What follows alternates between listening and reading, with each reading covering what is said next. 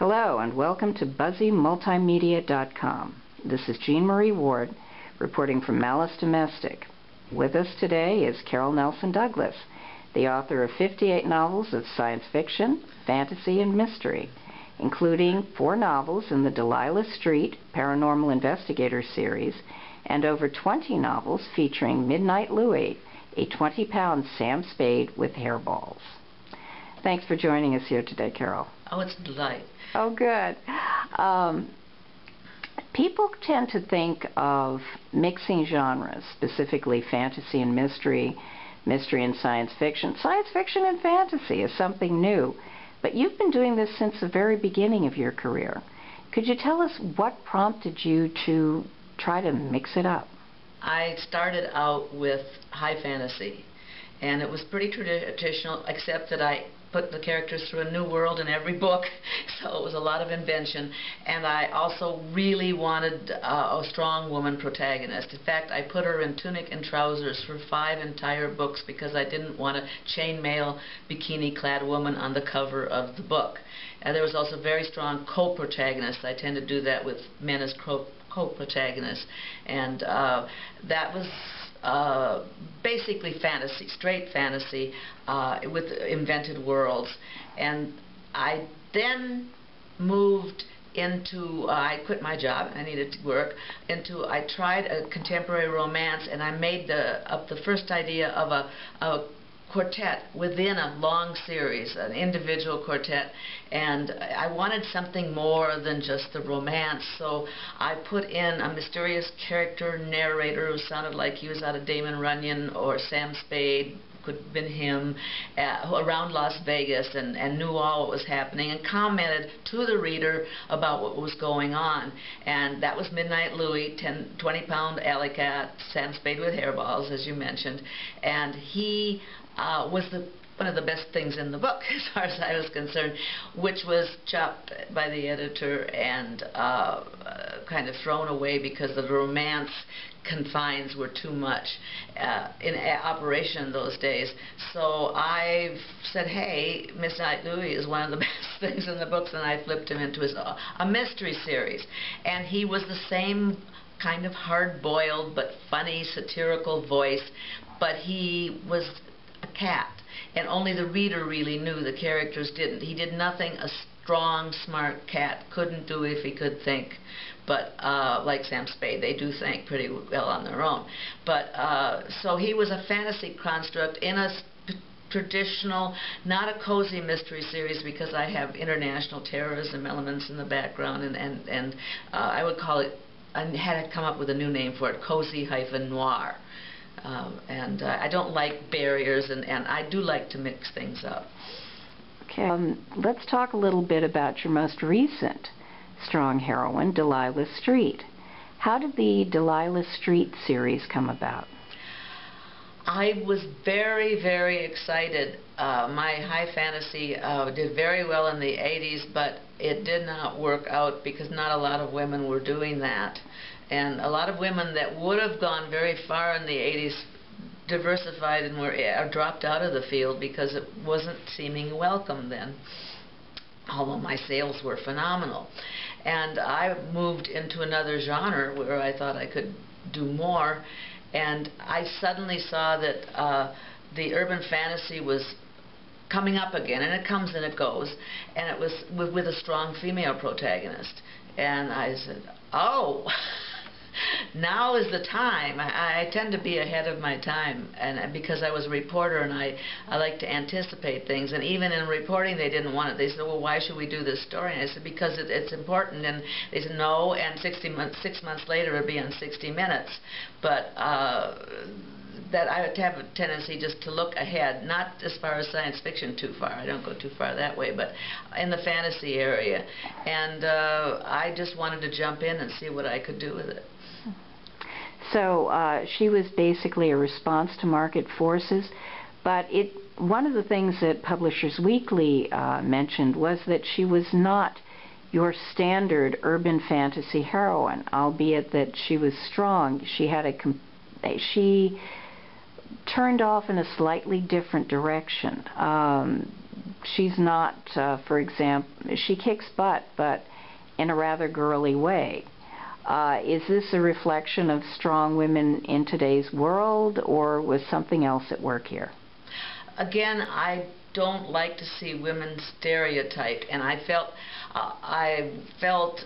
often, well, a whole series, you mentioned the Midnight Louis series, and it's mysteries, but I was dealing with sexual responsibility in the age of AIDS with the cats and the cats community, because there's a whole world of cats, and some are fixed and some aren't, and they're feral and they're homeless, and there are parallels to the homeless people, parallels to our responsibility. People were feeling very threatened when I started it in the late 80s. That has become less important now, but that was, you say I'm doing a cozy noir mystery series with, about sexual responsibility in the age of AIDS. They'll never sell that one.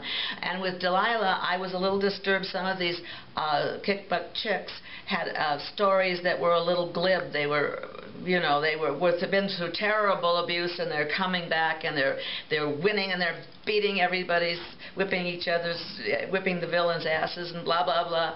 And I said, it's not really realistic for women. Even though it's fantasy, I want a woman who maybe being smarter at times is more important than being physically strong, or she has allies, or she's a part of a team.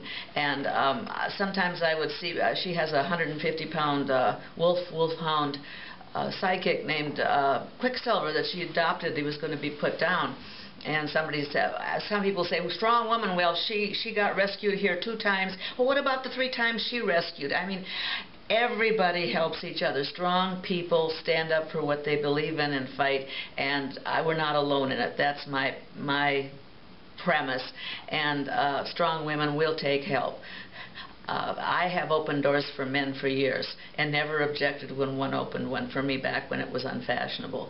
And if it's a guy coming into an office building with one of those carts with 18 boxes, he'll get his door opened by me. So I really want that kind of social egalitarianism where we don't put a gender difference on every little act we do. Now, zombies are a hot topic right at the moment with The Walking Dead on AMC and elsewhere. And in Delilah, you have a very interesting take on zombies that goes back to social responsibility. Could you talk a little bit about your Sims? They're called the Sin Sims, the cinema simulacrums. And they are based on, I like my social issues. Zombie bodies are being smuggled illegally in from Mexico to provide labor, and of course Las Vegas, where it's set, is very near to it. And in Las Vegas, something we don't quite know about, but it's probably science fiction, possibly mixed with a little magic, because I do mix,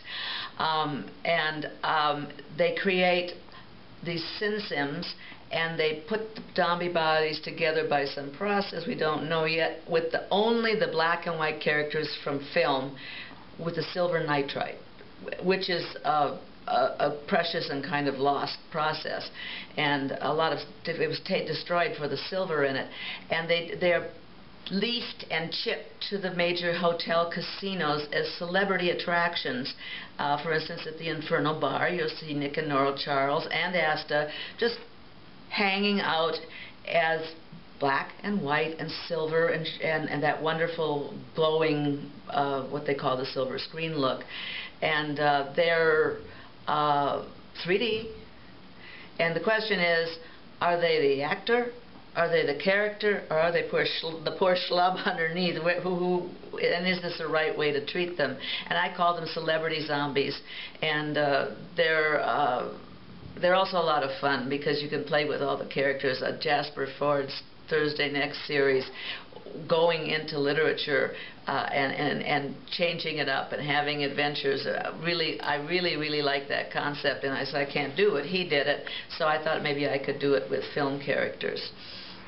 So what is next in the Delilah Street series? You just finished Silver Zombie? And I must say that one of the funnest scenes of Silver Zombie was when Delilah and her partner at work and personal partner Rick go to a drive-in movie theater that's been resurrected to see Night of the Living Dead, and the zombies come off the screen for the audience. So I have a lot of fun with the zombies, and some zombies are pretty scary, but I also enjoy having the fun with the classics of that genre. The next book is Virtual Virgin, and I'm going ever deeper into film. The famous Metropolis silent film, which was futuristic. They're building a Las Vegas Tower from Metropolis, and Rick, who can douse for the dead, has developed a new sideline. He's now got some of Delilah's silver powers, and he calls the female robot, the famous female robot who inspired R2-D2, no, inspired the other one. C2-3PO? Yes. The golden guy. C2-3PO. She was more silver, although there was some gold in that costume in real life.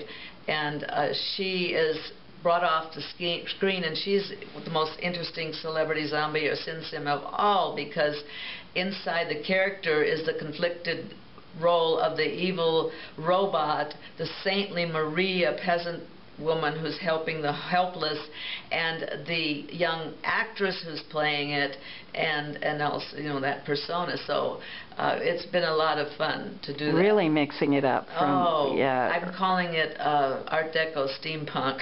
Okay, cool. So what is on the horizon for you and your characters? You've got the Delilah Street series going. You've got the Midnight Louis series going. Anything else that you want to tell your readers about? Well, I will mention that Virtual Virgin is coming out November 29th. That's the 5th Delilah Street. And the Silver Zombie is available now in bookstores everywhere and that's online. Right, online sales sites. I am maybe, if I can get the time, going to probably post some of my reverted work, including short stories and novellas involving all of my major characters, Delilah, Louis, and Irene Adler, and put them online and do the indie publisher route, as they're calling it. And I might be doing something new, but it's too soon to tell. Okay, you're being coy. Now, if you put it online, it will be on your website, which is at www.carol, with an E on the end of it, nelsondouglas.com. Oh, yeah, that's very important to get that E in. I know.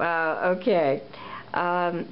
Finally, I just want to talk about where readers and fans can see you. You're going to be going to Salt Lake City at the end of May? Last weekend in May, I'll be guest of honor, writing guest of honor at Conduit, and that's in Salt Lake City, and we have a lot of fun things planned, including a panel in which I will morph into 3 of my major characters before your very eyes. Well, not pretty completely, with bits of costume and obviously, hopefully, changes of personality, so you know just how multi-personality I am. How diverse your characters and you are.